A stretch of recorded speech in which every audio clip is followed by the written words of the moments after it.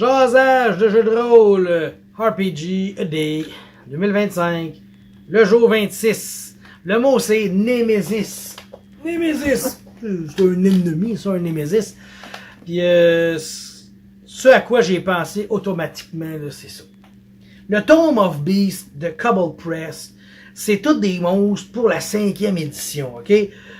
Mais ce que j'ai capoté, moi j'avais jamais vraiment acheté des livres, comment ça s'appelle, third party. J'ai jamais vraiment essayé ça. Tu sais, j'ai les bestiaires monstrueux qui viennent de base. Puis là, ils sortaient le premier, le deuxième, le troisième. Puis là, le deuxième de la 3e édition, ben tu retrouvais les mêmes monstres que dans la première de la 4e édition. Puis il faisait juste bouger un peu les monstres. Mais ce livre-là, là, ils te sortent des monstres plus originaux, plus spéciaux.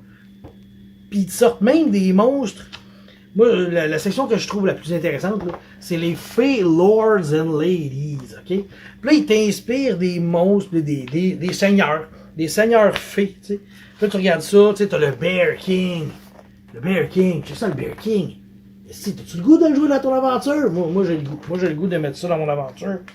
Mais, c'est pas autant que le Moonlit King. Hey, le Moonlit King. Fait penser au Baron Munchausen. Souvenez-vous de ça? Tu sais, t'as la Queen of Night and Magic aussi. Hey, cool, ça serait une belle némésis dans ton aventure. Je continue comme ça, la Queen of Witches. Une rousse. Un peu plus dure à tuer. Ça donne pas le goût de la tuer, t'as le goût d'être son ami. Tu sais, les pages qui sont ça. Le River King. Le petit d'elfe bleu. Tu coup. Oh! La Snow Queen! Mais la Snow Queen, elle, en tout cas, si t'as vu Let It Go, là, libéré, délivré, là, je vois l'inspiration, mettons, tu sais. Et sinon, c'est tout.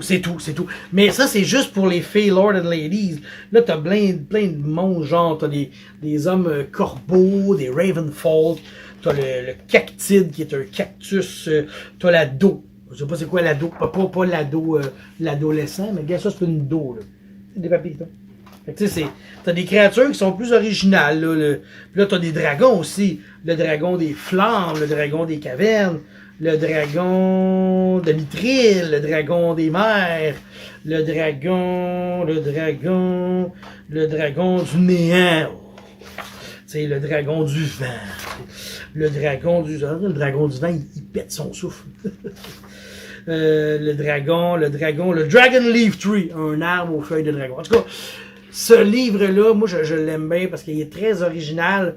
Puis dans mes projets que j'avais, quand j'ai acheté le livre, d'ailleurs, j'ai les deux. Le premier puis le deuxième. Le deuxième, je l'ai payé à 33% de rabais au Café Dragon. On se souvient, aller voir Karine avait l'œil.